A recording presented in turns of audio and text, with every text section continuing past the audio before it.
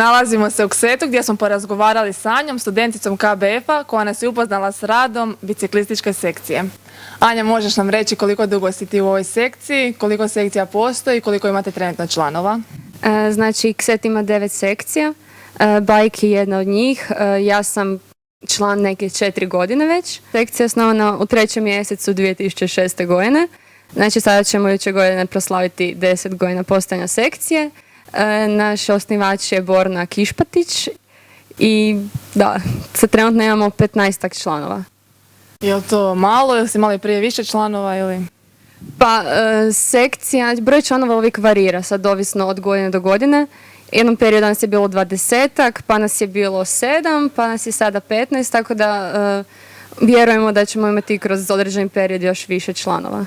Tko se sve može učlaniti u sekciju i kako ide taj postupak učlanjenja? U sekciju se može učlaniti bilo tko tko je student sveučilišta, znači nije nužno da je vjerovat. Postupak učlanjenja je da se javi da se želi učlaniti, znači može se javiti direktno ako dođe u Kset i vidi mene što će biti većinu vremena, ili pošalje mail na bike@kset.org i onda kaže da izrazi želju za učlanjenje, mi se dogovorimo za sastanak, popričamo, ispuni uplatnicu za učlanjenje, pravimo što se zove članska plava iskaznica i eto, službeno je član sekcije.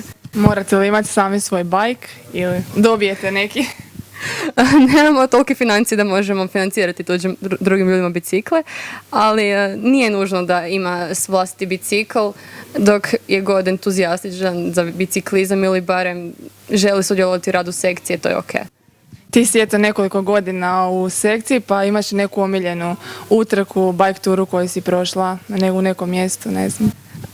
Osobno ne, ali naši stari članovi, oni su organizirali su vožnje na Alpam ili što su oni zvali Austro-Ugarska ruta do Beča i nazad. Tako da bilo je raznih aktivnosti tokom godine, nadamo se da ćemo to obnoviti sa novim članovima. Evo, a kako funkcionira biciklistička sekcija? Imate radionice, nekakve predavanja, koliko se često okupljate? Znači, okupljamo se redovito na dežurstvima. Povremeno napravimo nekakva minijaturna druženja / sastanke gdje pričamo o planovima i programima što bi htjeli ostvariti. Imali smo sad par školica i radionica popravljanja bicikala, tako da članovi koji ne znaju toliko o tome se više educiraju, mogu servisirati ostalim članovima kluba bicikle i posjetiteljima kluba. Imate nekakve planove sad za u skorijoj budućnosti, sad što organizirate, što se dogovarate? Pa jedna članica sada ima plan za jesen organizirati ligu, ali o tome će biti više riječi kasnije kada vidimo koliko je to uopće moguće realizirati.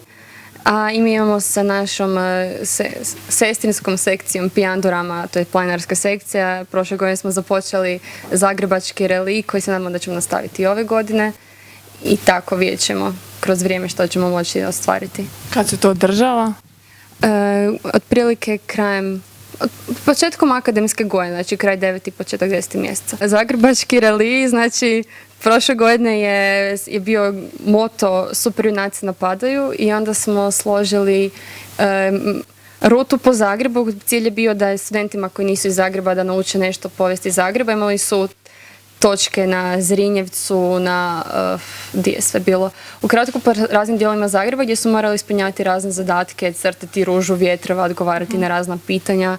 Morali su letjeti kroz pothodnik Importane centra, netko je glumio super junaka, ovi su ga ili nosili. Uglavnom morali su na kreativni način ostvariti letenje kroz pothodnik.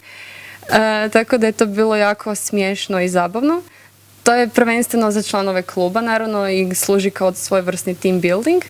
A za ovu jesen ne smijem reći ništa što će biti jer to bi pokvarilo iznenađenje. Kako bi pozvala nove članove da se priključe i kad mogu to napraviti? Pozdrav svima, dođite svi u bike sekciju jer smo zakon. Što ćete saznati tako kad se uključite.